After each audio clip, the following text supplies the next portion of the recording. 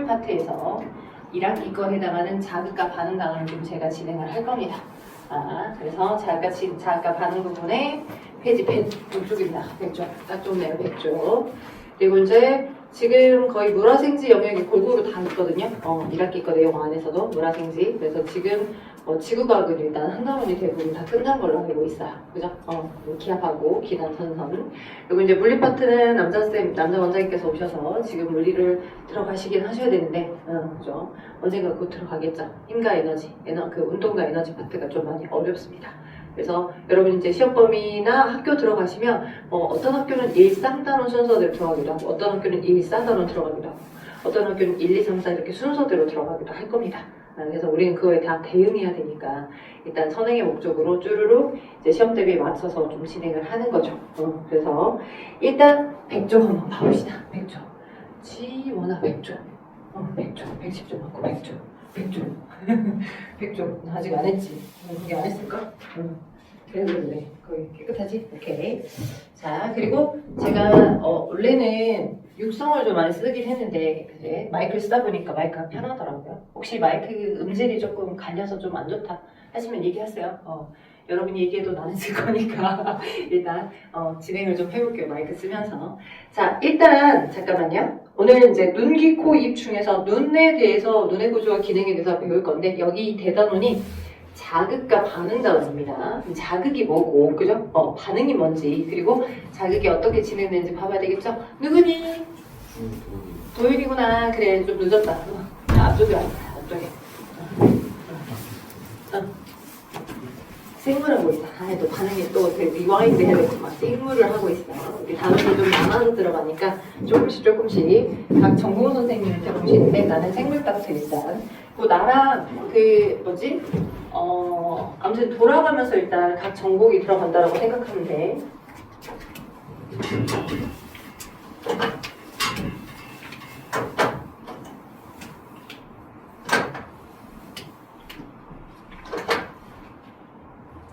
그리고 여러분이 제일 좋아할 희소식. 그죠? 희소식.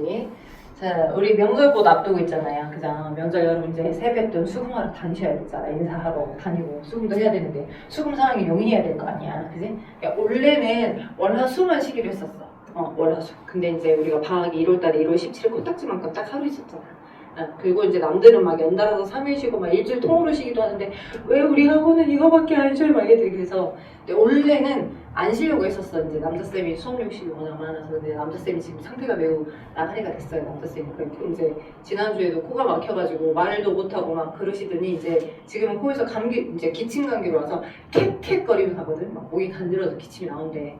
근데 이제 좀 나도 급성 후두염이랑 편도염이 와가지고 상태가 안 좋았었는데 이제 그러다가 보니 남자쌤이 이제 어느 날 밤인가 못해 먹겠다. 이러다 나 죽겠다. 나 좀 살려주라. 그래서 그러면 1월에 쉬든가 해가지고 결정을 했습니다. 토요일부터 쉬는 건 좀 에바고요. 명절 껴있는 토요일부터 쉬는 건 좀 에바고 1월부터 2월 15일 1월부터 1, 월, 하, 수 이렇게 쉽니다. 이득! 그죠? 자, 1, 월, 하, 수 이렇게 쉬고 3월 1일 일요일날 쉬는 건 여전하고요. 신학기 앞두고 3월 1일날 우리 충전데이 겸 쉬거든요. 3월 1일이 2월 28일이 토요일이고 3월 1일이 일요일이고, 그죠? 3월 2일이 이제 대체 휴일이어가지고 월요일 날이거든요. 그러니까 1월 이틀은 쉽니다. 여러분도 이제 학교 간다고 바짝 중3들도 긴장 안 하죠. 그죠? 뭐 어차피 다림이야 뭐 결정돼 있을 것 같고 그냥 뭐 반 나뉘어지는 거고 또 경험치가 있다고 해서 긴장을 안 하실 수 있지만, 근데 여튼 저튼 우리는 쉽니다. 3월 이제 여기다 써줄게. 2월 15일부터 1월부터 18일 수요일부터 수요일까지 일단 쉬입니다.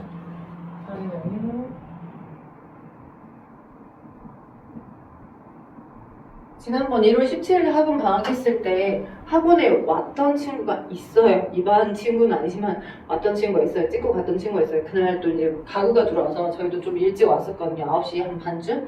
그랬더니 9시 반쯤 막 부비적 모자 쓰고 왔던 예비 고1 친구가 있어요. 그런 친구들이 있을 수 있어요. 꼭 기억해주세요. 1, 월, 하, 수 쉽니다. 자, 그러면 이제 공지사항도 알려드리겠다. 100쪽 한번 봐보도록 하죠. 자, 100쪽. 자, 우리 지금 자극과 반응 단원에서 여러분이 기억하셔야 되는 거 뭐냐? 자, 자극이 뭐고 반응이 뭐냐? 그러면 그러면 그 자극을 어떻게 수용해서 우리는 받아들여서 판단하느냐 이거거든요. 그러면 이제 소돔은 세 개가 있어. 그러면 각각의 자극을 수집을 해줄 수 있는 감각기관, 그죠? 감각기관. 뭐 있어요, 얘들아? 눈, 코, 입, 그죠? 눈에서 빛 받아들일 거고, 그죠? 코에서 후각적 정보를 받아들일 거고, 그죠?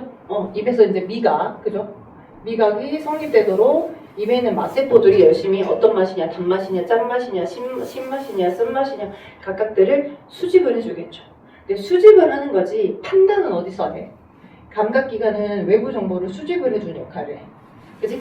근데 얘가 지금 위험한 것 같다, 아니면 뭐 좋은 것 같다라고 하는 그런 판단은 누가 해야겠어? 당연히 뇌가 해. 뇌하고 척수. 근데 그 뇌하고 척수가 여러 정보들을 통합하고 사고하고 해가지고 종합적 명령을 내리거든. 그래서 그 뇌하고 척수를 우리는 뭐라 하냐면 신경계라고 해. 여러 뉴런이라는 신경세포들이 모여서 사고를 하는. 근데 그 신경계를 우리는 조금 더 디테일하게 중추신경계라고 얘기해. 뇌하고 척수 종합적 사고와 판단을 내리는 곳. 그러면 거기서 종합적 사고와 판단을 내렸어, 그지? 종합적 사고와 판단을 내렸어. 그러면 그 판단에 알맞게끔 액션을 하도록 하겠지. 뭐 예를 들어서 이걸 두쪽 거 개존맛 하면서 막 먹었어. 그럼 이제 여러분이 어떤 행동을 하겠지. 두쪽 거 어디서 또 싸게 판대. 그럼 여기 사러 가야 되겠어. 막 이럴 거 아니야. 두쪽 거 먹어봤어요. 그래도 나 보니까 여기 또 칙칙한 남성들만 7분이 계시는데, 그죠? 저쪽 거를 안 드셔보실 수도 있어. 막 드셔보실 수도 있고, 또 트렌드에 민감하신 분들도 드셔보실 수도 있겠죠. 저도 아직 먹어보진 않았습니다. 호기심도 별로 없어요. 솔직히 저는 그걸 마케팅이라고 생각합니다. 예전에 혹시 허니버터칩 아십니까? 또 이러면 또 내 나이가 나와. 허니버터칩이라고 해서 살래야 살 수가 없다라고 해가지고 막 이렇게 막 이렇게 했던 그런 그 과자가 있었어요. 지금 허니버터칩 이제 마트에 그냥 걸리고 채이고 널리고 쌓여 있어. 그러니까 이제 막 굉장히 처음의 맛에 대한 호기심들을 증폭시켜서 뭔가 많이 팔게끔 하기 위한 그런 세일즈의 어떤 그런 기술인 것 같아. 괜찮아요, 오빠? 빛이 너무 너를 쪼죠. 그지? 태양을 피하고 싶어서 빨리 피할 수 있게끔 기회를 줄게. 이쪽으로 넘어. 이쪽으로 넘어오든 태양을 좀 피해봐봐. 얼굴 타갔어. 겨울인데 얼굴이 타갔어. 그럴 수 있어. 일부러 아침이라서 아침 기운 받으라고, 그래? 빛을 완전히 차단시키는 그런 애들이. 그래요. 그럴 수 있어요. 지금까지 다 챙겨가. 쉬는 시간에 챙겨가. 이런 그래. 그래. 괜찮아요. 네. 갑자기 커튼 생겨버렸네. 샥샥 피해서 잘 봐. 지나가.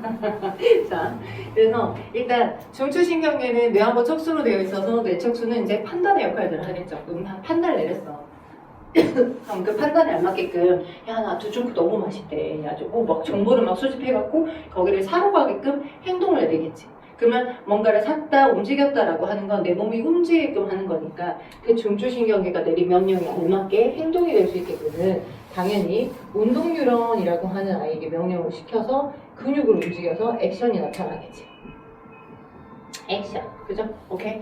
이런 식으로 자극이 있으면 그 자극을 판단해서 어디서 우리 몸에서 각각 반응할 수 있게끔 하는 거야, 그지? 근데 이제 조금 더 유식한 표현을 하자면 저 근육을 조금 더 디테일하게 나눌 수 있어. 어떤 근육으로 어떤 근육을 나눌 수 있냐면 우리 몸에는 골격근이 있고, 골격, 여러분의 뼈와 뼈 사이를 움직이게끔 해주는 근육. 오케이? 근데 이제 여러분이 느끼진 못하지만 여러분 주변의 내장을 감싸고 있는 근육이나 여러분 심장을 스스로 뛰게끔 해주는 근육도 있어요. 오케이? 그건 심장근, 그 다음에 내장근이라고 표현하거든요. 근데 심장근하고 골격근은 어떤 차이가 있을까? 심장근과 골격근. 심장근, 내장근, 얘네들하고 골격근은 어떤 차이가 있을까? 자, 팔 들어, 다리 들어. 대뇌가 명령을 줘. 그래서 막 몸을 움직여. 몸을 막 움직이게끔 해줘. 근데 내 몸을 움직이게끔 해주는 골격근은 대뇌 명령을 받아요. 근데 봐봐. 대뇌, 여러분이 자는 동안 대뇌는 계속 일을 할까? 대뇌는 좀 쉬어줘야지. 그러니까 막 엄마나 아빠나 아니면 선생님들이 그냥 너네 쉰다고 할 때 유튜브 쇼폼이나 릴스 보지 말고 제발 그냥 눈 감고 그냥 엎져있어. 차라리 그게 더 잘 쉬는 거야 라고 얘기를 많이 하시잖아요. 그죠? 왜냐면 쇼폼을 계속 보게 되면 대뇌가 뭔가 주입되는 게 계속 있어서 실질적으로 대뇌가 쉬는 건 아닙니다. 숙면이나 수면을 취하게 되면 얘가 먹 상태가 되잖아요. 아무것도 생각 안 하는 상태. 그때 뇌가 좀 쉬어지는 거거든요. 오케이? 그러니까 대뇌는 계속 끊임없이 일을 하거든. 근데 여러분이 자는 동안 심장 너 안 뛰면 안 돼. 그래서 대뇌가 계속 심장 너 뛰어야 돼. 이 템포로 뛰어야 돼라고 계속 명령을 주는 게 아니죠. 왜? 대뇌 쉬고 있잖아 자는 동안에. 그치? 오케이? 그래서 심장근 내장근은 뇌는 뇌인데 명령을 받는 부위가 다른 거야.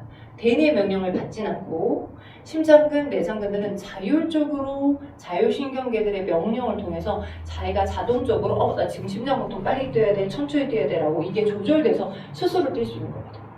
돼요. 그래서 이런 디테일한 부분들을 우리가 이 자가 받는 단어에서 배워갈 거야. 돼요? 뭐만 배우는 게 아니라 감각기관만 배우는 게 아니라 모두 여기 뇌척수에 대한 신경계 부분과 이 신경계에 해당하는 중추신경계에 해당하는 부분 중에서 좀 더 디테일하게 어떤 뇌들이 어디에게 명령을 줘서 골격근을 움직이게 하는지 아니면 심장근 내장근이 심장이 빨리 뛰게 하거나 아니면 천천히 뛰게끔 한다거나 그런 명령을 어떻게 주는지에 대한 디테일을 다 배워가는 과정이야. 오케이? 선생님은 숲을 먼저 스케치를 좀 하고요. 그리고 하나하나의 디테일한 나무들 하나하나로 들어갈 겁니다. 지금 방금 숲에 대한 스케치를 먼저 했어요. 됐죠? 오케이. 자, 그러면 이 전체를 배워가는 과정으로 자가반을 이제 진행을 할 건데, 그지? 근데 그렇게 진행할 건데, 먼저 여기 이쪽에 대한 감각기관, 눈, 코, 입만 적었지만 또 있죠? 눈하고 코와 입만 있지만 더 있죠? 뭐 있어요? 귀. 그죠? 소리 들어야 되잖아. 그지? 귀도 있을 거고. 그지? 또 뭐 있을까? 피부 감각. 피부가 누가 감정적으로 되게 세게 친 것 같아. 아니 그냥 얘는 스친 것 같아 라고 하는 것들을 피부 자체가 판단하진 않지만 그런 어떤 눌려지는 그 압각의 세기를 이제 뇌가 판단하는 거잖아. 그 정보를 보고를 해주는 거고. 그래서 피부 감각이랄지 촉각 이런 것들이 다 여러분의 감각기관에 속합니다. 그래서 눈의 구조, 귀의 구조, 코, 입 각각들이 어떻게 정보들을 수집해서 각 정보들이 뇌에서 판단되고 그에 알맞은 명령들이 흘러가는지 한번 볼 거예요. 첫 번째는 그래서 오늘 눈에 대해서 일단 배울 거고요. 눈. 그리고 각각에 대한 적합자극을 좀 설명할게요. 적합자극. 자, 보세요. 여러분 주변에 많은 자극이 존재해. 여러분 주변에 존재하는 자극들 뭐 있을까? 일단 빛도 있죠. 그죠? 그리고 막 냄새 분자도 또 돌아다닐 거니까 냄새 분자나 먼지 분자나 미세먼지나 다 이런 것들 화학물질이 싹 다 어떤 물질들이겠죠. 오케이, 물질들. 그래서 자극 원인들일 거야. 그죠? 그다음에 지금 내가 막 이렇게 얘기하고 있는 이 음파적인 정보, 흔들림, 귀에 때리는 그런 사운드, 어머니의 잔소리, 아빠의 잔소리 모두 다 이것도 주변에서 들리고 있는 청각적 자극 원이겠죠. 맞죠? 오케이. 그래서 아주 많은 자극이 있을 건데 그 많은 자극을 오케이. 모든 감각기관이 다 수집할까 안 할까? 주변에 널려있는 많은 자극을 여러분의 감각기관이 눈, 귀, 코, 입, 피부 감각들이 모든 감각기관이 수집한다 안 한다? 수집한다 안 한다? 안 한다? 안 한다? 안 한다? 네, 안 한다. 왜요? 우리 일상으로 생각해볼까? 여러분 예를 들어서 안대를 막 씌워놨어. 여러분 눈한테 그죠? 안대를 씌워놓고 빛 못 들어가게 아주 시커멓게 이렇게 밝지만 엄청나게 안대를 딱 씌워놓고 여러분 눈이 막 빛이 그지? 어디다가 이제 지원이 귀에다가 빛을 막 프레시를 엄청 세게 비쳤어. 그럼 막 지원이가 선생님 귀가 너무 부셔요 막 이런가요? 그러지는 않죠. 그죠? 귀는 음파적 정보만 딱 수집하게끔 구조화되어 있어서 빛 정보를 수집하진 않기 때문에 눈이 너무 부셔요 라고 판단하진 않는다고. 됐죠? 그러니까 모든 자극이 널려있지만 그 자극들을 수집할 수 있게끔 해주는 수용기 세포를 갖고 있는 특정 감각기관에서만 그 자극이 수집이 되는 거야. 돼요? 그걸 뭐라고 하냐? 그 감각기관이 수집 가능한 그 자극을 적합자극이라고 해. 오케이? 특정 감각 수용기 세포를 가지고 있어야만 그게 수용되거든. 그래서 모든 자극이 모든 감각기관에서 각각 다 수집되는 건 아니고 특정 자극을 수집할 수 있는 할 수 있는 그거를 수용기 세포라고 해. 수용기 세포가 있는 곳에서 있는 감각기관에서 특정 자극이 수집되는 거야. 돼요? 여러분 비어있는 공간, 백조 위에 빈 공간이든 어디든 거기다 좀 적어주세요. 백조 위에 비어있는 공간이 어디든 적어주세요. 모든 자극들이 굉장히 많이 널렸지만 그 모든 자극을 싹 다 각 감각기관이 공통적으로 수집하는 건 절대 아니야.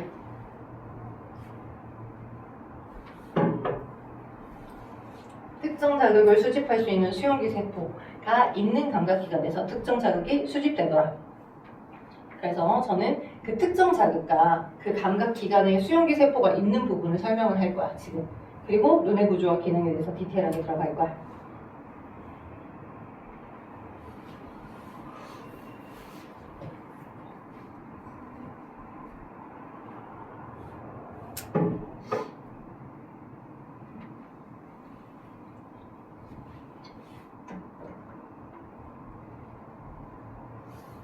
자, 그걸 적합자극론이라고 생각하시면 돼요. 적합자극, 즉 바다 이렇게 적합자극.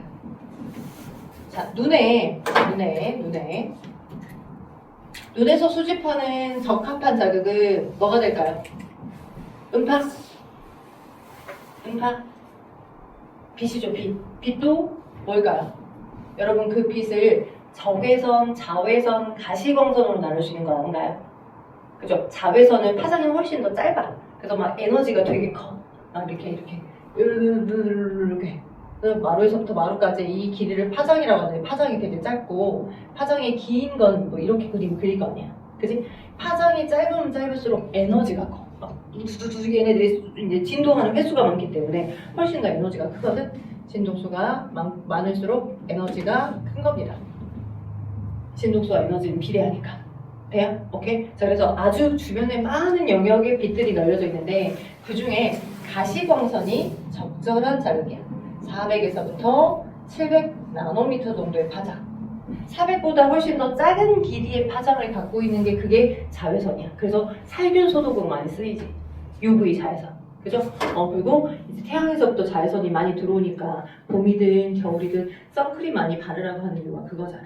그래서 지구 온난화 때문에 약간 오존층이 좀 파괴가 되었고 구멍이 뚫려있기 때문에 자외선이 생활 자외선이라는 게 있어.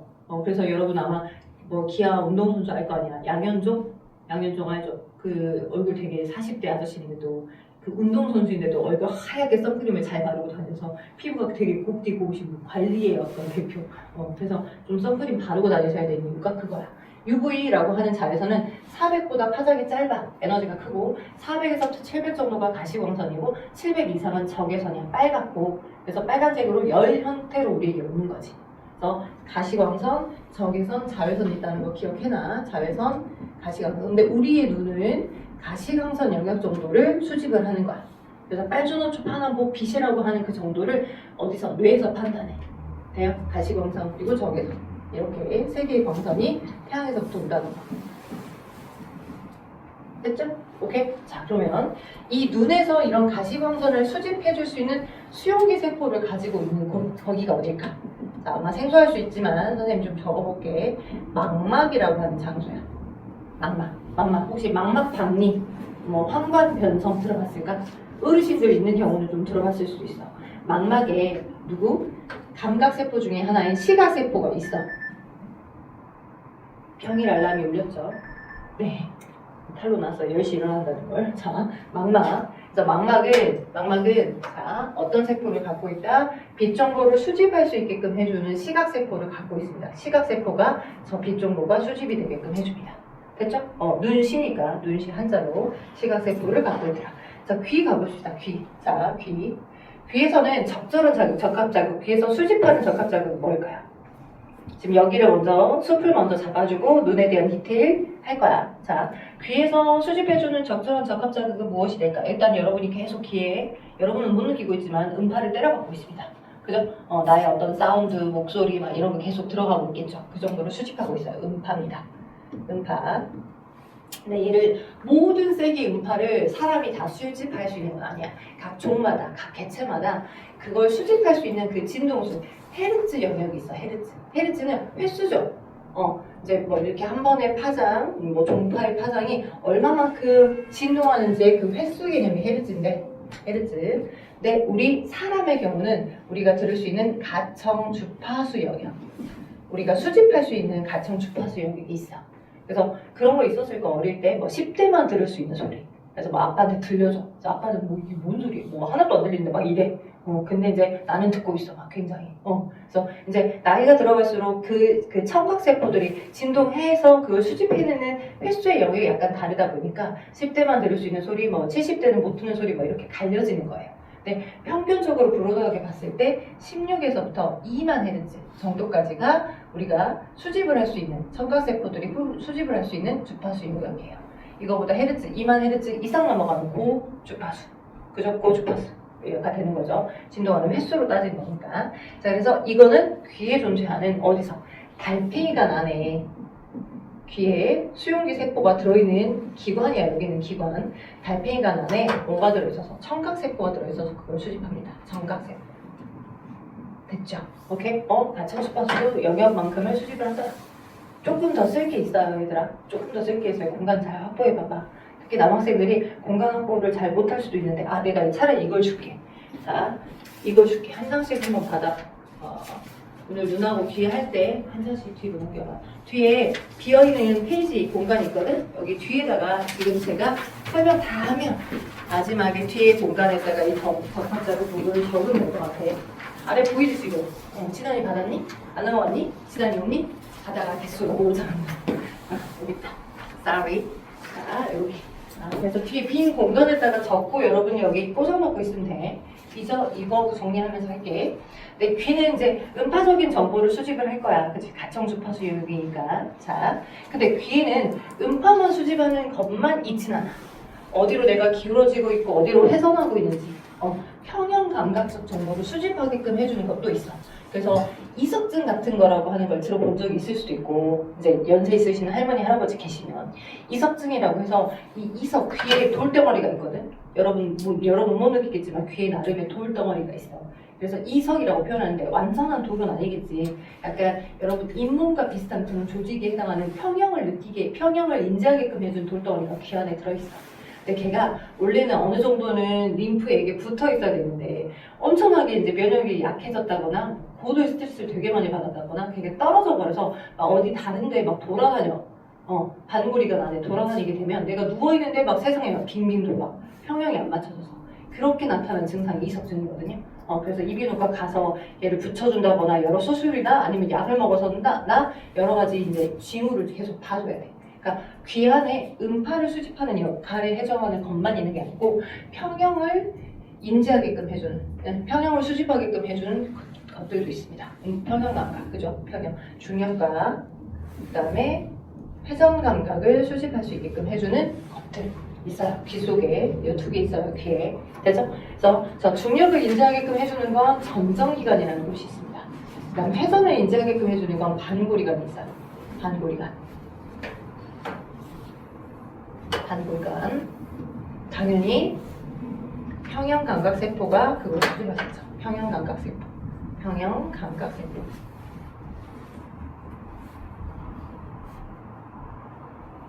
됐죠? 오케이.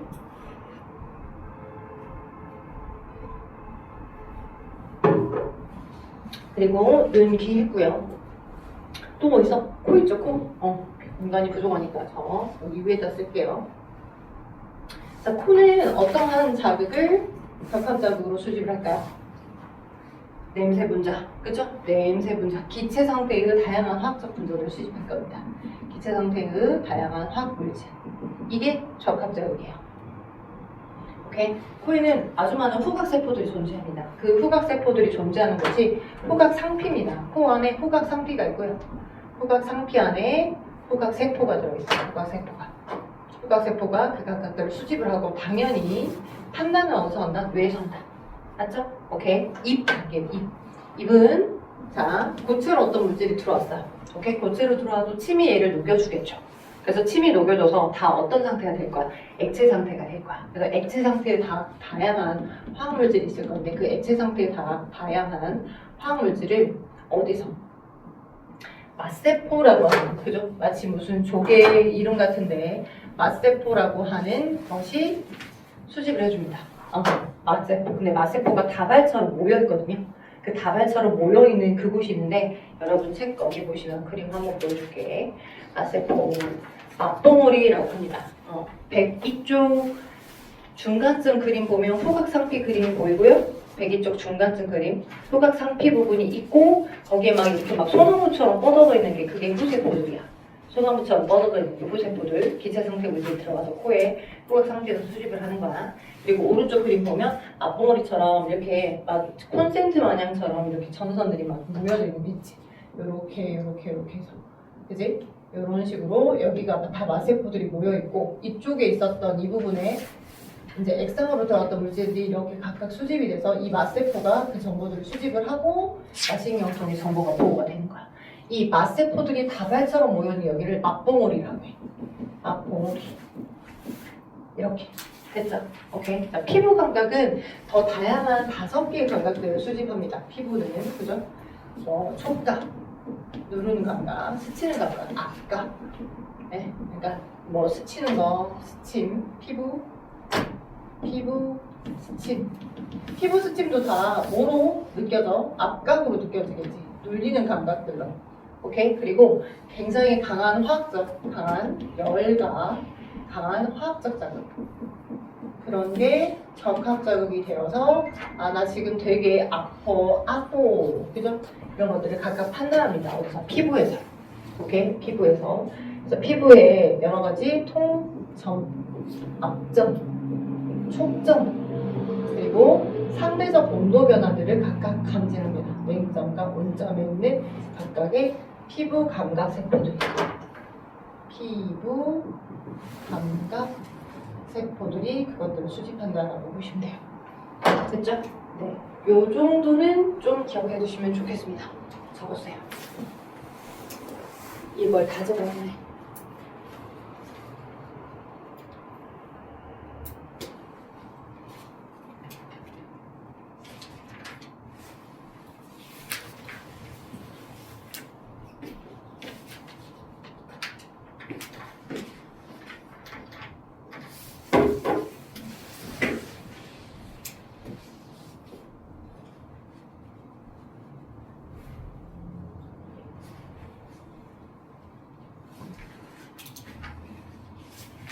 그래서 모든 많은 자극이 널렸지만 그 많은 자극을 다 수집하진 않다.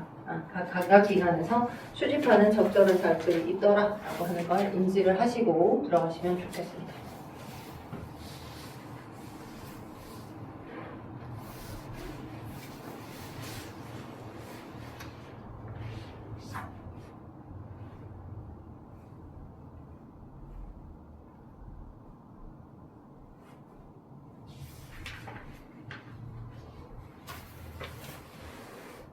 오늘은 아마 눈을 조질 거야. 눈만 할 거야. 미안해. 여러분의 영어를 좀 많이 쓰는 편이긴 한데 과연 저게 선생님 입에서 나올 말인가 싶어서 깜짝 놀라서 쳐다본 친구가 있었는데 눈만 파헤칠 거야.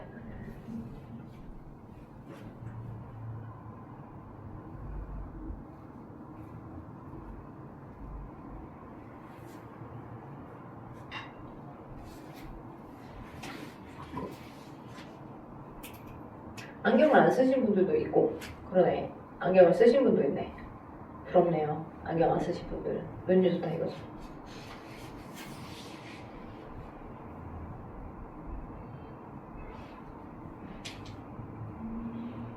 하나중인 친구들이 있어요? 혹시 하나중? 하나중이구나. 여기 친구 하나중이래. 하나중이지 진우야. 그러니까 이 친구 전화 왔대 남구에서. 혹시 학교에서 보이면 안 척해줘. 그러니까 남구랑 약간 분위기가 다를걸? 방사구가. 이제 온지 얼마 됐냐 온지? 한 달. 택동네 방학 중에 왔으면. 방학 중에 와가지고 친구들 못 보고 좀 그러겠다. 2달 정도? 거의 그래 기말고사 끝나고 움직였나? 그랬네. 2달쯤이면 11월이나 12월? 그랬겠구만. 11월. 그러니까 우리도 딱 이사한 지 2달 됐어요. 저기 구민회 사거리에서 11월 22일쯤까지 21일부터 수업했으니까 그치? 11월 22일 12월 22일 한 달, 1월 22일 한 2달 됐네.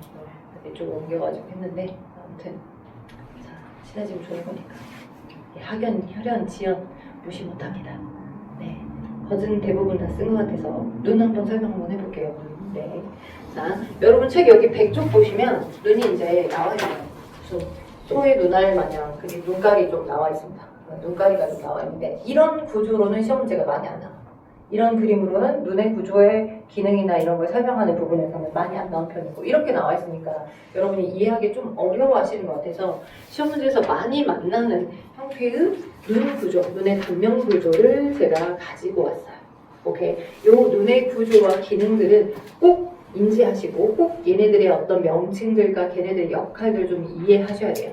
혹시 뭐 물론 이제 여러분이 이제 15세 이상 15세쯤이죠. 15세쯤이니까. 근데 이제 뭐 다 보신 분들은 보시겠지만 이제 막 너무 잔인한 부분들은 다 삐처리가 돼서 그냥 못 보잖아요. 그죠? 근데 이제 눈이 구형인 건 알죠? 탁구공 같은 느낌인 건 알죠? 눈이.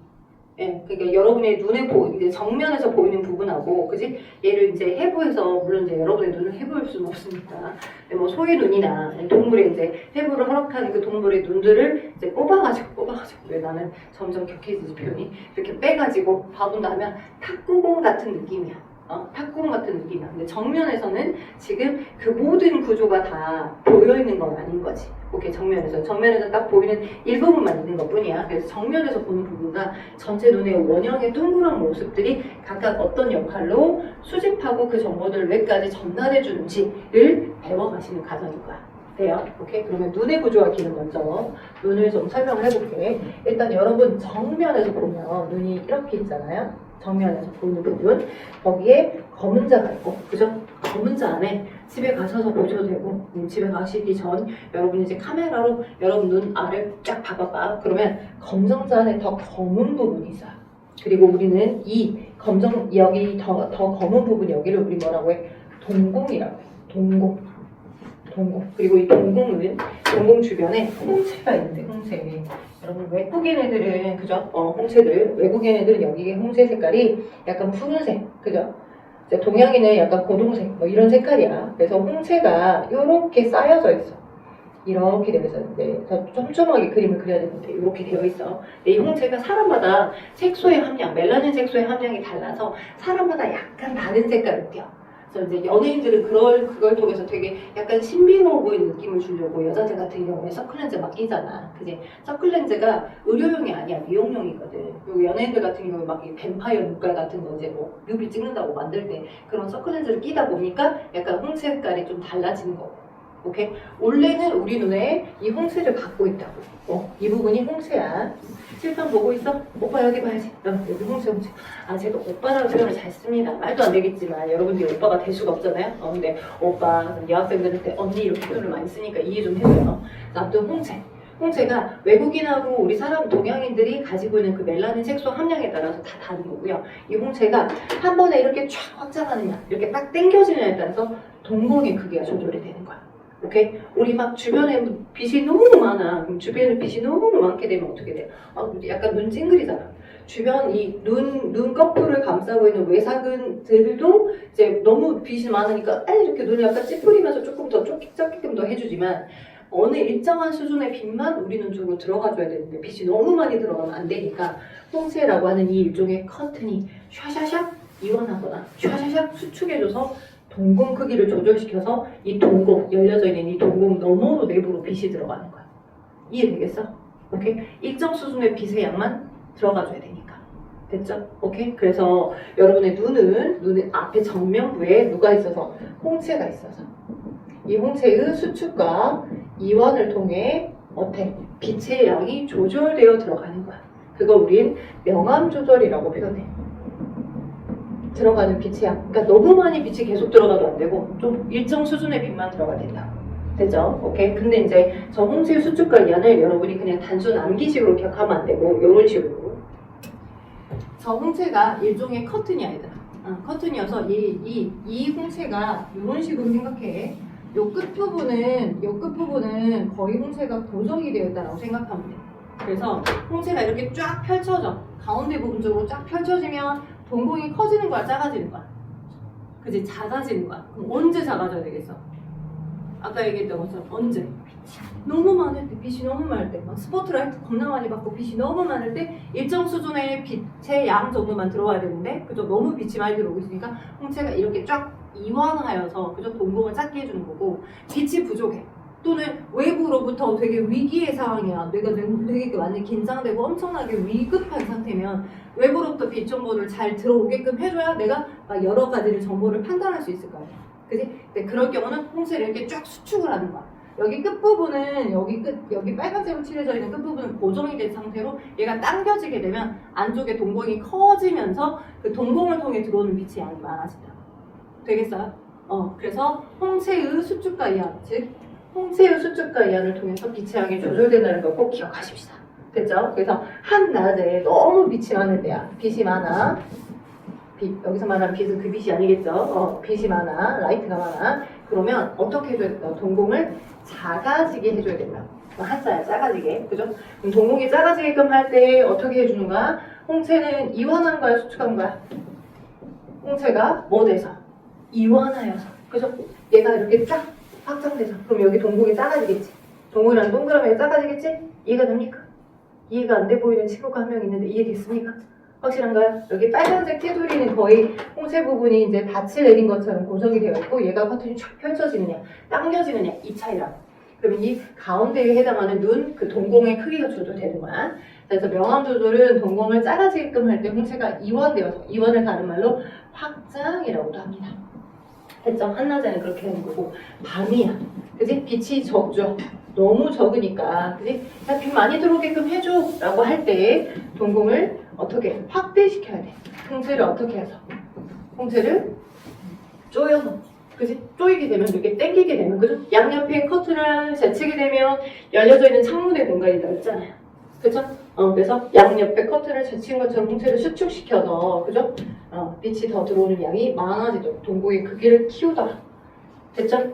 안 어렵죠? 그죠? 홍채 수축 이한 방향 잘 기억하시고 홍채가 정면부에 있다. 동그랗게 정면부에 있다라고 하는 걸 기억하실 필요가 있어. 그래서 저는 지금 여러 가지 눈의 각각의 구조를 설명을 할 건데 그림을 한번 그려볼게. 그 전에 맨 앞에 있는 여기 홍채만 먼저 설명한 거야. 자, 여러분 단면 그림은 어떻게 되어 있어? 얘는 동그란 탁구공에 해당하는 걸 어떻게 가운데를 반으로 썰어서 측면으로 보게끔 한 그림이죠. 그죠? 측면으로 보게끔 한 그림.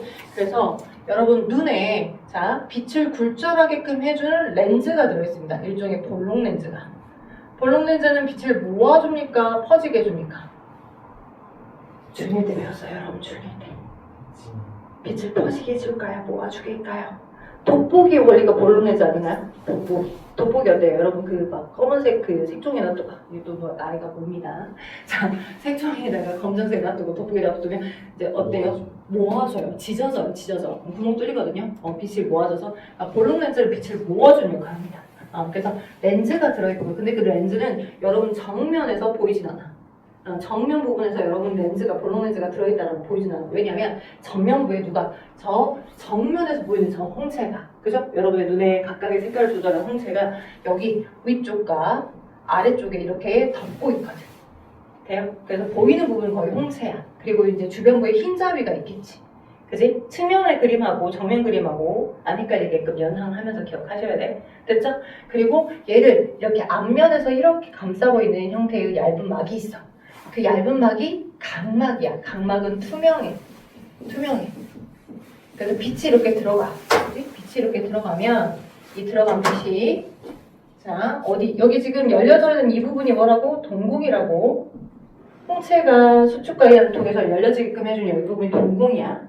열린 동공을 통해 빛이 들어가죠. 그죠? 빛이 들어가. 이래서 들어가서 이렇게 빛이 들어가면 슉 들어갔어. 동공을 통해서.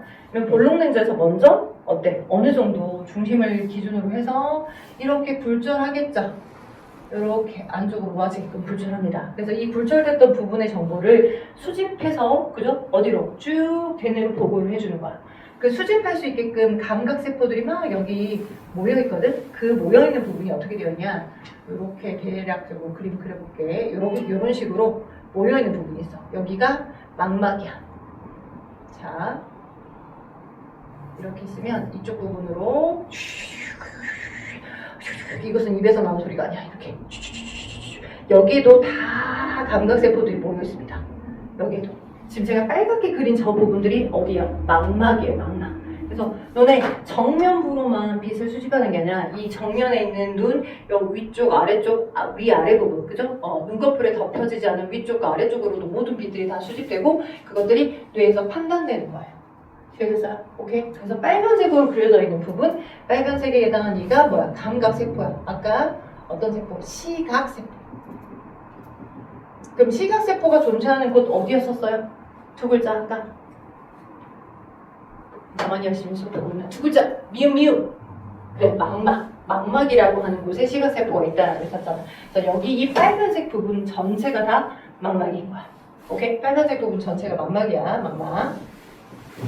망막의 시각세포에서 저 굴절들, 여기 이 볼록 렌즈를 우리 뭐라 하냐? 눈 안에 들어있는 저 볼록 렌즈를 뭐라고 해? 수정체라고 해. 수정체. 얘가 수정체야. 수정체.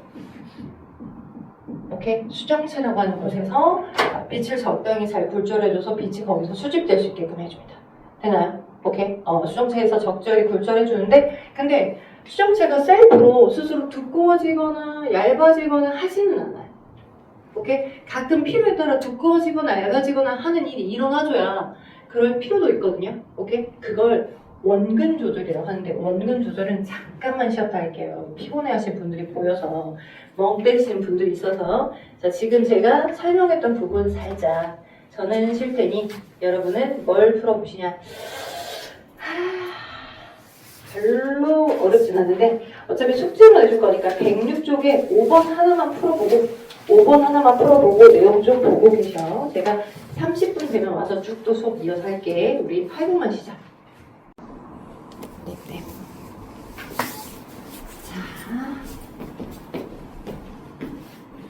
벌써 방금까지는, 그죠? 방금까지는 홍채를 수축 이하시켜서 들어오는 빛의 양이 눈에서 조절된다. 그죠? 좀 어느 일정 수준의 빛만 좀 눈에 들어와야 되니까. 근데 빛의 양을 조절하는 것만 중요한 게 아니고 우리 거리를 조절해서, 그지? 우리가 먼 곳도 볼 때도 있고 가까운 곳도 볼 때가 있잖아. 그지? 가까운 책에 있는 걸 문제를 풀 때도 있고 또는 저기 차창바깥이나 멀리 있는 별을 본다거나 그럴 때도 있으니까. 그지? 그러면 먼 곳과 가까운 곳을 볼 때 그 먼 곳에서부터 오는 빛이 정확히 어디? 이 수정체라고 하는 것에서 나름 굴절을 통해, 그죠? 굴절을 통해 이 망막에 있는 시각세포에 잘 맺혀져야 시각세포 뒤쪽으로 보면 어떻게 있냐면 시각세포가 빨간색이면 시각세포의 내부 안쪽으로, 자 여기 칠판 봐봐. 오빠 칠판 봐봐. 시각세포 안쪽으로 이렇게 시각신경들이 모여서, 시각신경은 이제 일종의 전선이야. 전선. 정보를 대뇌까지 보내주는 전선. 오케이? 시각세포가 빨간색이면 안쪽에 시각신경이 있고 그 시각신경을 타고서 대뇌로 정보가 보고가 되고 대뇌에서 판단하는 거거든. 오케이? 그래서 빨간색에 여기 지금 파란색에 얘가 시각신경으로 모여져서 당연히 이제 대뇌로 정보가 흘러가서 뇌에서 판단을 하겠지. 안쪽으로 말려있어요. 오히려 시각신경이. 됐죠? 그래서 안쪽으로 존재하고, 그 다음 얘를 감싸고 있는 흰색의 바깥쪽에 해당하는 부분 막, 얘를 우리는 공막이라고 합니다. 공막. 눈의 흰자 위에 나오는 흰자 위. 근데 얘는 흰색이야, 공막은. 근데 이게 공막이 변형돼서 눈 앞에 존재하는 각막은 투명해. 왜? 만약 얘가 아예 하얀색이면 얘가 이제 어느 정도 얘 커버를 하고 있는 거잖아. 커버돼서 빛이 안으로 들어오는 양이 좀 적어지겠지. 그러면 안 될 거 아니야. 그래서 이 공막이 변형돼서 눈 앞에 감싸고 있는 각막은 투명한 편이고, 이 투명한 부분을 통해서 빛들이 이제 동공으로 들어오는 거야. 됐죠? 자, 근데 이제 중요한 건, 여러분이 이제 명암 조절도 중요하긴 하지만, 먼 곳과 가까운 곳을 어떻게 조절해서 우리가 눈에서 받아들이는지, 이제 거리 조절 부분도 좀 필요합니다. 자, 먼 곳과 가까운 곳을 볼 때, 혹시 여러분들 다 남성들이라서 여자 아이돌 좋아합니까? 남성들 맞춤도 여자 아이돌밖에 없어서 여자 아이돌 좋아하시나요? 또 요즘은 또 그러진 않더라고. 또 여자들이 왜 이러진 않더라고요. 근데 이제 그 여자 아이들이 막 대환장하는 남자 아이돌들, 막 요즘 BTS도 여기 광화문에서 또 이렇게 막 한다고 할 때, 그러면 막 아미들 가가지고 막 대포 카메라 들고 가가지고 막 찍잖아요. 그죠? 그런 거 드라마에서 많이 봐봤을 거니까 알 거 아니야. 대포 카메라 엄청 긴 카메라야. 그래서 멀리 있는 위치도 되게 근접한 것처럼 당겨서 찍을 수 있는 거야. 경통이 길어서. 돼요? 근데 우리 생각해봐. 우리 눈이 있고 우리 눈이 저 멀리 있는 별을 본다고 할 때 눈알이 마치 뿅 튀어나와가지고 저기 있는 것들을 수집하고 가까운 거 볼 때는 이 눈알이 안으로 들어가고 그런가요? 눈알에 나오고 들어오면 느끼나요? 그러지 않죠. 눈알은 여러분의 눈 속에 그냥 그대로 고정적으로 박혀 있어. 박혀 있으면서 동시에 먼 곳과 가까운 곳을 적극적으로 판단하여서 그 먼 거리를 볼 때는 어떻게 하고 가까운 곳을 볼 때는 어떻게 하고 이 거리 조절을 하고 있단 말이야. 여러분 느끼지 못하지만. 오케이? 왜냐면 이 수정체라고 하는 일종의 자신의 렌즈가 얘가 먼 곳은 두꺼워지고 가까운 곳 볼 때는 얇아지고 이렇게 얘가 두께가 너무 두꺼워지거나 얇아지거나 이게 조절되면서 진행하는 건 아니야.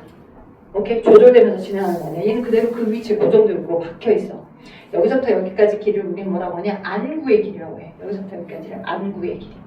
안구의 길이는 사람이 타고 태어난 여기서부터 여기까지 간격의 길이니까 얘가 더 길어지거나 얘가 더 좁아지거나 나이가 들수록 그러진 않는다. 돼요? 근데 우리가 먼 곳을 볼 때나 가까워진 곳을 볼 때는 얘가 들어오는 빛의 어떤 그 거리 감각이 다르잖아. 오케이? 그걸 능동적으로 누군가 조절해주는데 어디서 조절해주냐면 시험 문제 많이 나옵니다. 이쪽 위에 이렇게 존재하고 있는 이렇게 위쪽으로 존재하고 있는 일종의 근육이 있어요. 근데 그 근육이 이렇게 있는데 이 근육이 근육이 이 수정체랑 연결하고 있습니다. 오케이? 그래서 연결되어 있는 얇은 이렇게 되어 있는 선들이 있어요. 반줄처럼. 돼요? 이 검정 부분을 우리는 뭐라고 하냐면 여기도 이렇게 색깔이 칠하니까 여러분들 헷갈리기 딱 좋네. 색깔 안 칠해볼게. 얘를 선모체라고 해. 자, 위랑 아래랑 똑같은 덩어리로 선모체. 찾았어요 혹시? 나눠드렸던 프린트에서 선모체 혹시 찾았나요? 선모체? 프린트 선모체 찾았죠? 선모체. 위아래 선모체가 있죠? 그죠? 선모체가 있고 통통한 수정체가 있는데 선모체와 수정체가 그지? 마치 끈처럼 머리끈처럼 노란색 끈처럼 색깔은 안 보이지만 끈처럼 누군가에서 연결되어 있죠. 걔를 현수인대 또는 진대라고 해요. 자, 저거가 여기 거기 프린트에는 안 나와 있으니까 얘를 이렇게 이 끈들을 현수인대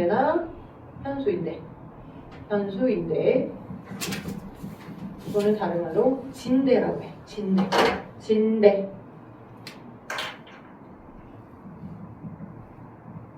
오케이. 그래서 저 진대와 선모체 그리고 수정체의 상호작용으로 수정체의 두께가 조절됩니다. 왜? 수정체가 앞으로 전진한다거나 후진한다거나 할 수는 없어. 왜? 안구 길이는 여러분의 그 탁구공의 전체적인 그 지름의 길이는 타고 태어날 때부터 갖고 태어난 형태니까 이 지름의 길이가 길어지거나 짧아지거나 할 수는 없거든. 자, 멀리 있는 빛이 들어와야 돼. 멀리 있는 빛. 우리 생각해보자. 먼 곳을 볼 때, 먼 곳. 여러분이 쉽게 생각할 수 있을 만한 걸 한번 생각해보세요. 이 지우개가, 그치? 칠판 지우개가 되게 멀리 있어요. 멀리 있는 상태에서. 생각해봅시다. 멀리 있는 상태에서. 저 멀리 있는 애가, 나로부터 되게 멀리 있잖아요. 저 멀리 있는 애가, 그죠? 자, 그러면 멀리서 어떤 물체가 있게 되면 똑같은 물체지만, 그치? 멀리 있을 때는, 자, 그리고 얘가 멀리 있고요. 얘를 내 눈앞에 되게 가까이 갖고 왔다는 거 합시다. 엄청나게 가까이. 그죠? 그러면 내 눈보다 위아래가 높죠. 위아래가 높아요. 그죠? 내 눈보다 위아래가 훨씬 높고요. 얘가 똑같은 물체인데 멀리 가면 위아래가 낮죠. 그죠? 그걸 기억해 주세요. 멀리 있는 물체는 똑같은 물체더라도 멀리 있게 되면 위아래가 되게 낮아요. 근데 가까운 곳에 있는 물체는 눈 코앞으로 가까이 되면 위아래가 되게 높거든요. 위아래가. 그럼 그 위와 아래에 해당하는 그 상들이 그대로 이제 볼록 렌즈에 해당하는 수정체에서 수집이 돼서, 그죠? 이 시각세포가 존재하면서 망막에 수집이 되어야 그 물체를 보인다 어떤다 판단할 거 아니야. 맞죠? 그러면 먼 곳에 있는 물체를 볼 때 만약에 자 수정체가 되게 두꺼워져 있는 상태로 있다라고 합시다. 그리고 가까운 곳에 있는 물체를 볼 때 수정체가 되게 얇다라고 합시다. 얘가 두껍고요. 수정체가 되게 얇고요. 자, 얇고요. 볼록 렌즈니까 볼록 렌즈는 빛을 어떻게 해줘? 모아주게끔 해줘. 돼요? 얇고요. 그죠? 그리고 우리 자 각을 잡게끔 하기 위해서 이렇게 그다음에 여기가 이렇게. 자 보면 자 볼게요. 자 그러면 망막은 지금 어디 있냐? 내가 어차피 안구의 길이는 똑같이 여기 이만큼으로 고정되어 있어요. 안구 길이는 이만큼으로 고정. 요만큼은 고정되어 있는 상태야. 오케이? 그러면 저 빛이 그대로 쭉 들어올 거야. 특히 가까운 곳에 있는 물체 대 여기는 위에 있던 빛과 아래에 있던 빛이 이제 동공의 크기 똑같다는 전제하에 이렇게 들어올 거야. 수정체로. 그지? 그러면 수정체에서 굴절을 해줘야 되겠지. 적당히 어느 정도 굴절해줘서 빛이 어디로? 망막에 꽂혀지게끔 해줘야 돼. 망막에. 근데 봐봐. 여기가 망막이라고 하는 위치는 그대로 고정되어 있는데 수정체가 두께가 두껍지 않잖아. 가운데를 축으로 되게 두꺼우면 여기서 굴절을 해주는 형태인데 엄청나게 굴절을 많이 해주는 형태가 아니라 굴절을 조금만 해주는 형태나 비슷해. 그래서 이 정도만 굴절을 해서 얘가 그대로 빛이 이어나간다 하면 엄청나게 많은 거리가 돼야지만 만나거나 안 만나거나 둘 중에 하나는 안 만나지면 제가 우리가 수집을 할 수 있을까? 안 되겠지. 그리고 또 마찬가지로 위아래가 되게 얇은 거. 왜? 똑같은 물체인데 엄청 멀리 있으니까. 똑같은 물체인데 엄청 멀리 있으니까 걔가 그대로 빛이 들어온다고 해봐. 오케이? 근데 위아래가 되게 두껍잖아. 여기 길이는 똑같이 망막의 길이 똑같은데. 그러면 여기 가운데 축으로 되게 두껍기 때문에 그 안에서 먼저 굴절을 해버려. 돼요? 그럼 이미 퍼져버려. 그래서 상이 여기서 끝나버려. 망막 여기까지 가야 되는데. 위아래가 만나진 상이 망막보다 앞쪽에서 끝나버린다고. 그러면 되겠어 안 되겠어? 여기서 판단을 못하겠지. 수집이 안 되는 거겠지. 즉 먼 곳에 있는 물체를 볼 때는 우리는 어떻게 돼야 하느냐. 수정체가 최대한 이 망막이라고 하는 시각세포가 있는 곳에 상이 수집될 수 있도록 이 수정체 자체가 좀 얇아져 있는 상태여야 이 위아래가 낮은 이 형태의 빛들이 그대로 가서 여기서 적절하게 수집을 해줘서 여기에 상이 망막에 수집될 수 있게끔 이 정도는 얇아져 있어야 된다. 빨간색처럼. 그죠? 빨간색처럼. 두꺼우면 안 된다고. 수집 자체가 안 된다고. 여기서 그대로 이어져서 얇아야 이렇게 수집이 되든 말든 할 거 아니야. 되겠죠? 되죠? 얇아야 된다고. 얇아야. 반대로 가까운 곳에 있는 물체는 위아래가 되게 높기 때문에 이 높은 위아래의 지점이 적절하게 시각세포가 존재하는 망막이라는 곳에 다티처럼 박히려면 잘 굽혀져서 잘 굴절돼서 박히려면 가까운 곳에 있는 물체는 상대적으로 더 두꺼워야 돼. 수정체가 두꺼워야 여기 있던 빛이 들어갔어, 여기 있던 빛이 들어갔어. 얘가 두껍기 때문에 두꺼운 단면으로 조금 더 안쪽으로 굴절, 조금 더 안쪽으로 이렇게 굴절돼서 시각세포가 존재하는 여기 상이 잘 맺힐 거 아니야. 됐죠? 그래서 여러분이 꼭 인지하실 것 무엇을 인지해야 된다? 아하. 거리 조절은 지금 저 거리 조절하고 있어요.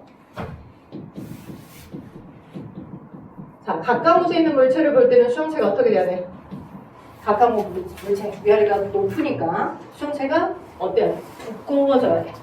오케이? 두꺼워져야, 필요한 만큼 두꺼워져야 상이 어디에 적절하게 맺혀. 빨간색이 애프터 상태야. 우리가 원하는 상태야. 그죠? 그래서 수정체가 두꺼워져야 된다. 수정체가 두꺼워져야 되고, 두꺼워질 거. 그죠? 먼 곳을 볼 때는, 그죠? 먼 곳을 볼 때는 적절하게 수정체가 어때요? 얇아야, 그죠? 얇아야. 위아래가 낮으니까 얇아야 상이 수집이 되겠죠. 오케이? 외우기도 쉬워요. 어떻게? 두 글자. 오케이? 먼 곳 두 글자. 그지? 먼 곳을 볼 때는 수정체가 어떻게 되는데? 얇아야 된다. 얇다? 그지? 멀다. 우리가 이제 뭔가를 더 크게 줄인다라고 하더라도 멀다와 얇다 이렇게 줄여지잖아. 멀다, 얇다. 그죠? 가까운 것 뭐야? 가깝다. 세 글자죠? 가깝다. 그리고 뭐야? 두껍다. 외우기도 쉽네. 세 글자. 두껍다를 어떻게 줄이더라도 두껍다가 최선이잖아. 세 글자. 3원자.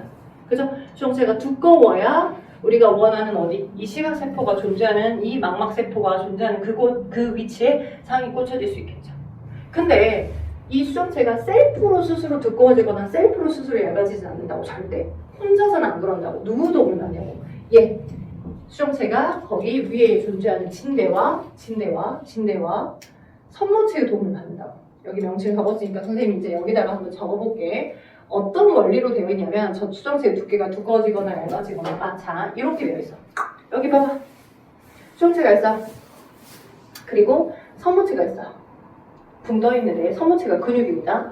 그리고 이렇게 연결되어 있는 얇은 쉽게 말하면 머리끈 같은, 노끈 같은 서로 수정체와 여기 선모체를 붙잡고 있는 끈이 있어요. 끈. 이걸 진대라고 해. 오케이? 그래서 이 진대는 얘는 근육이고요. 오케이? 그래서 얘가 어떻게 되냐? 일단 양쪽에 있었던 성모체가 눈깔 쪽, 네, 눈깔이라고 표현해서 좀 그래요. 눈 쪽 중심부니까, 그지? 여러분이 정면에 보이는 이 앞부분이 아니라 이 정면부에서 보이는 앞부분이 아니라 뒤쪽으로, 눈 아래 뒤쪽으로, 그죠? 이쪽으로 넘어가게 되면 누가 성모체라는 근육이 성모체랑 근육이 이쪽으로 넘어가게 되면 그럼 어떻게 될까요? 수정체랑 이 현수인대라는 저 진대가 서로 연결되어 있거든요. 그래서 이렇게 되는 거야. 얘가 이렇게 넘어가게 되면 수정체랑 붙잡고 있는 얘 끈을 붙잡고서 얘도 다 같이 당겨지는 거야. 진대라는 근육이. 그러면 결국 수정체는 어떻게 될까? 두꺼워질까? 얇아질까? 두꺼워질까? 얇아질까? 얘가 이렇게 들어갔어. 그러면 얘 아래에 있던 이 근육도 얘를 잡고 팽팽하게 당겨. 그러면 수정체가 얇아지겠죠. 단면부가. 수정체 단면부는 어떻게 됐다? 얇아지겠다. 반대로 이 선모체라고 하는 근육이 여기 지금 정면부가 눈깔 쪽이죠.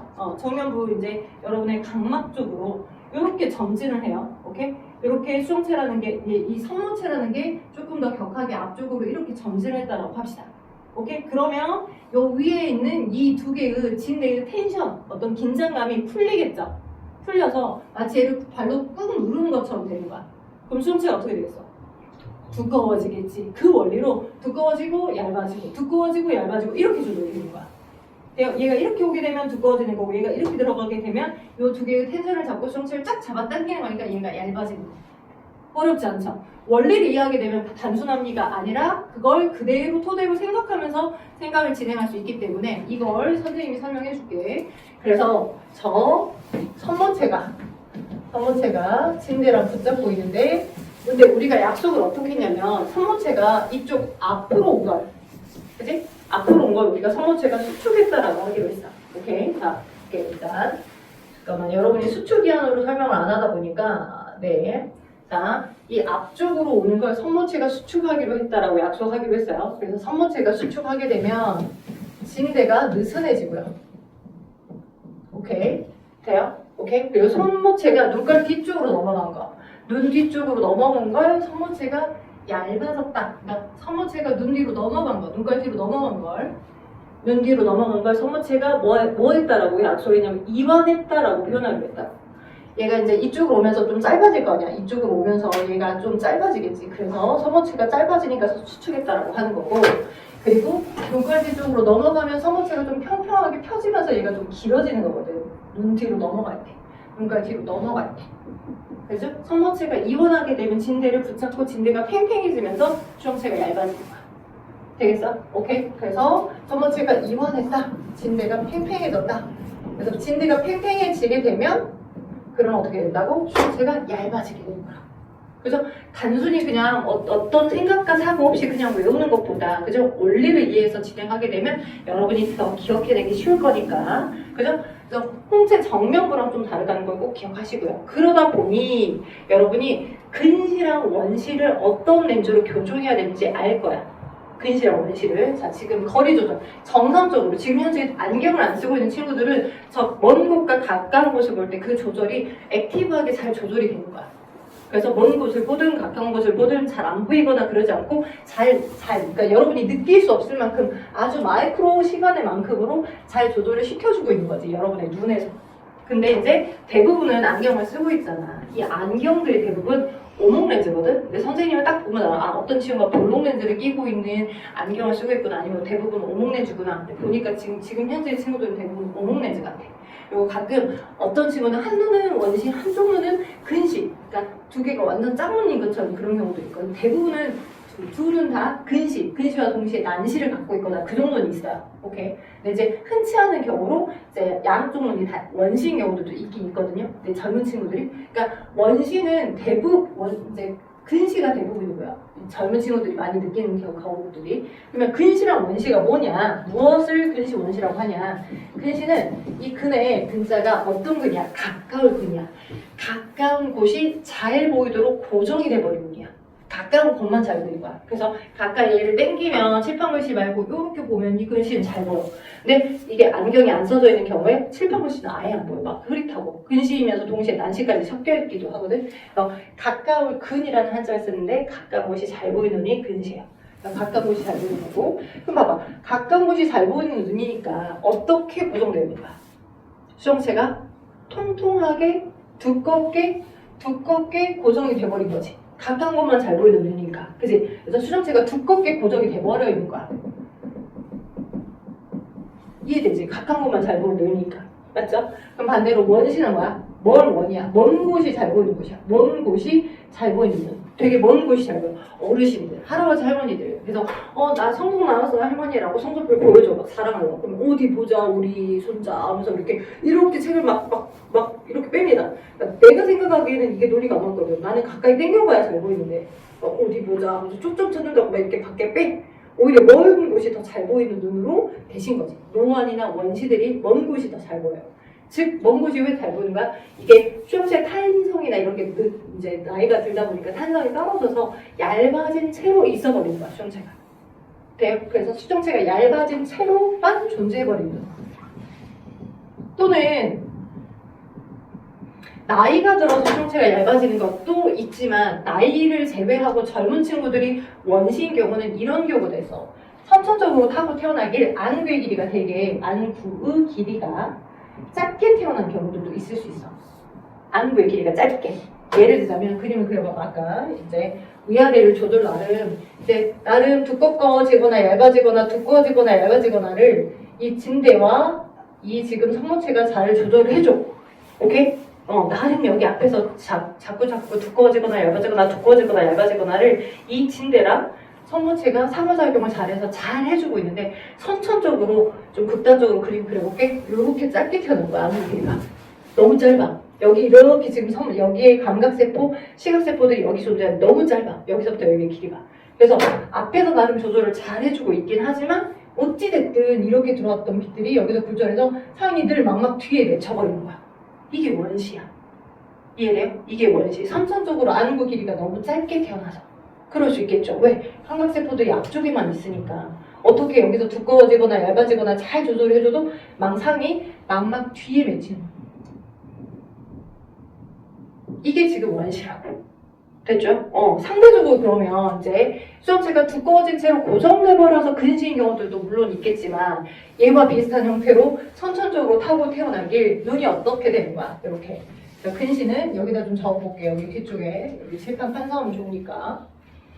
근시는 이제 여기서 두꺼워지거나 얇아지거나 열심히 진대랑 얘가 상호작용을 잘해줘서 잘 해주고 있음에도 불구하고 타고 태어난 안구의 길이가 너무 길어서 오케이? 여기서 조절을 잘해줬음에도 불구하고 상이 막막 앞에 맺혀버린 거야. 오케이? 얘가 아무리 얇아도 이렇게 됐던 얘가 상이 거의 막막 앞에서 끝나버리니 여기서 못 만나니까 상이 여기 뒤에 못 맺혀서 이게 근시야, 근시. 그러면 이럴 경우는 우리가 어떤 렌즈로 조정해줘야 돼? 이렇게 된 경우 안구 길이가 너무 길어가지고 늘 상이 막막 앞에서만 맺혀버려요. 안구의 길이가 너무 길어서 그치? 너무 길어서 상이 막막 앞에서 끝나버려. 이럴 경우는 어떻게 해줘야 돼? 어떤 렌즈를 써줘야 될까? 여러분 지금 쓰고 있는 렌즈 무슨 렌즈야? 오목 렌즈죠. 오목 렌즈는 빛을 어떻게 해줘요? 퍼지게 해주죠. 그래서 여기다가 앞에 오목 렌즈를 꼈다 합시다.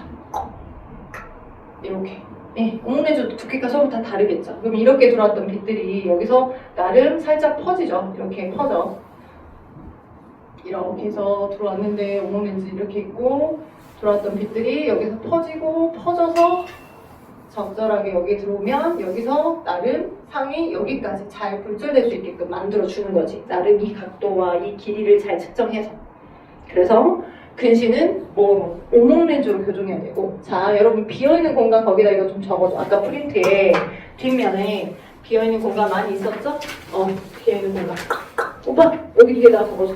오빠 뒤에 여기다가 이거 두 개 적어줘요. 근시는 이렇게 빛을 터트리게끔 해줘야 되면 오목 렌즈를 써야 되고요. 그죠? 오목 렌즈. 이거 그림은 안 그려도 돼. 아래만 좀 적어줘. 그래서 원시는 오히려 상이 막막 뒤에 맺혀버리니 얘를 좀 앞쪽으로 초점을 당겨줘야 돼. 그러니까 볼록 렌즈로 교정해줘야 된다는 거. 됐죠? 그래서 여기다 좀 적어주시면 될 것 같아요. 어디? 여기 근시랑 원시 차이만. 여기만 근시랑 원시 차이만.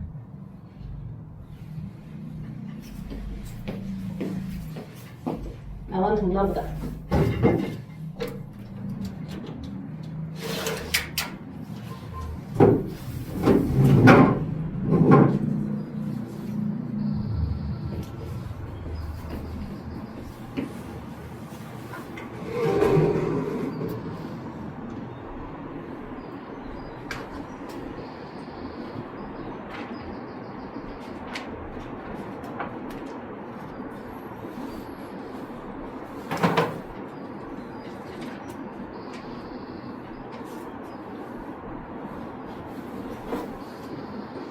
자, 오늘 중요한 설명, 초점하고 거리 조절, 그 다음에 이제 사랑의 크기 조절, 그지?